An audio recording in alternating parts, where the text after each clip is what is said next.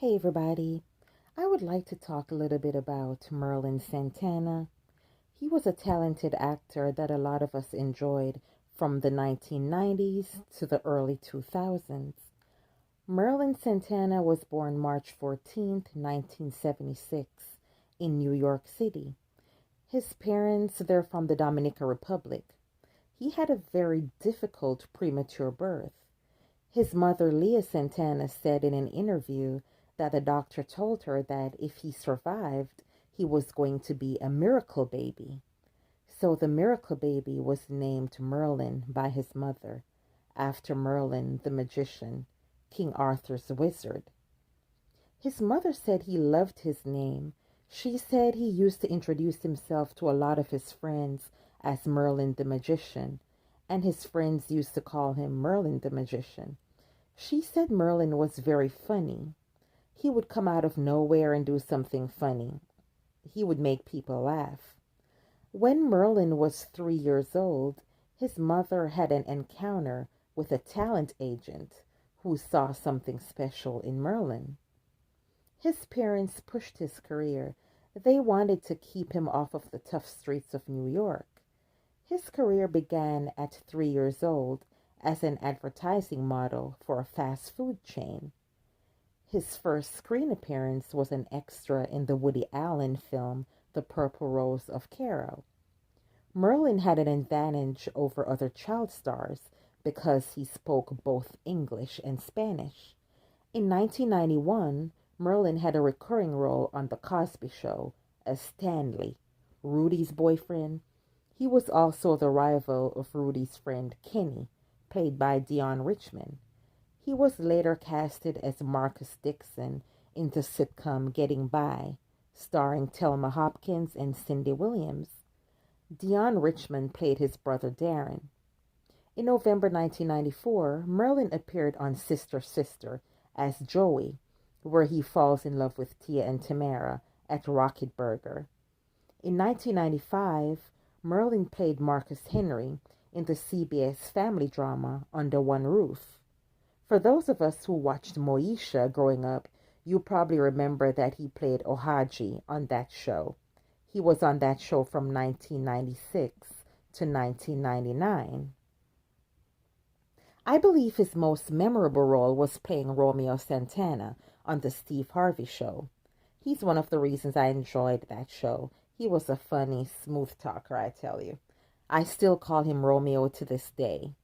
He played on the show from 1996 to 2002. He played in the VH1 movie called Played in 2002. That was a very good movie. That year, he also had a role in the Eddie Murphy comedy Showtime. His last television acting role was on the series Half and Half. His last film role was in a comedy film called The Blues that he did with Dionne Richman. Merlin was not only an actor, he could also rap. He wrote and performed his own songs. He was working on his album. He made regular trips to the recording studio that was at a house in the LA Crenshaw district. One of those visits on November 9th, 2002 would turn out to be tragic. Merlin wasn't supposed to be in Los Angeles that weekend. He made plans to go be with his family in New York, but an audition at the last minute for a new sitcom caused him to change his plans.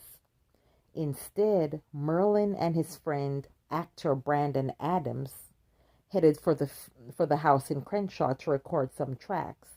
And some of you probably remember Brandon too. He was a child actor also.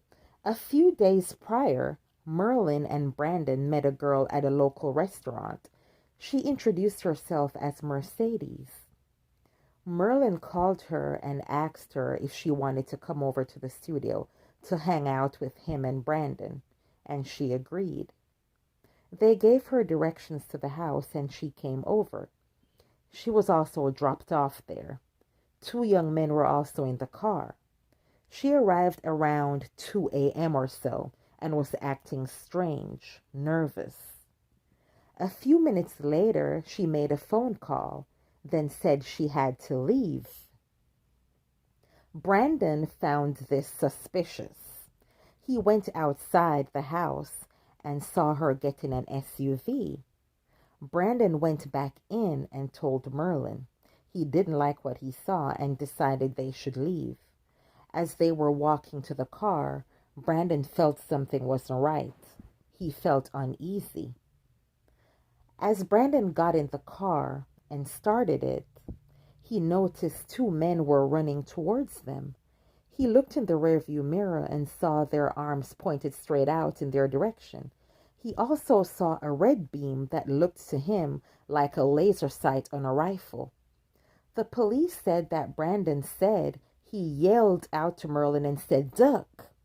Merlin didn't know there were two men running on them with guns. Brandon pulled away and looked over and saw that Merlin Santana was shot. Around that moment, the police was riding by and Brandon flagged down the police vehicle. Detectives took Merlin's cell phone and found out Merlin was speaking to someone minutes before the shooting. Brandon told police about Merlin's call to the female called Mercedes and how she showed up for a few minutes and left. Detectives asked Brandon to call Mercedes and asked her to meet him. She agreed. When she showed up to meet Brandon, the police detained her. When they questioned her, she lied a number of times. Her story kept changing. She lied about her name, date of birth, where she lived. She said she was 21 years old when she was in fact 15 years old.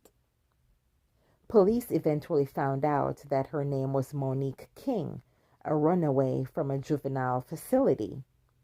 They took her cell phone, which led them to Monique's friend, Damien Gates. Police raided his home and they found a bullet that matched the crime scene. Another man at the house was Brandon Bynes.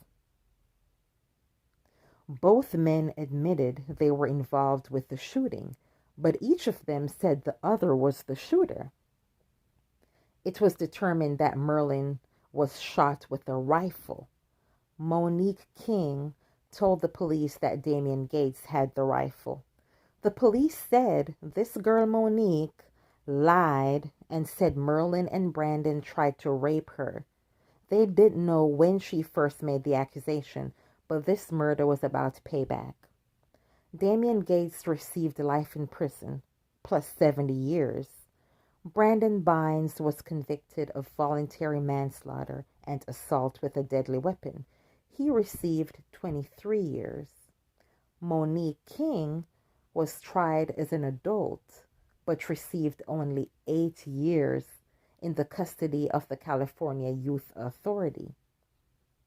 Craig Hum, who was the deputy district attorney of LA County, previously said in an interview that she never expressed any remorse to his knowledge.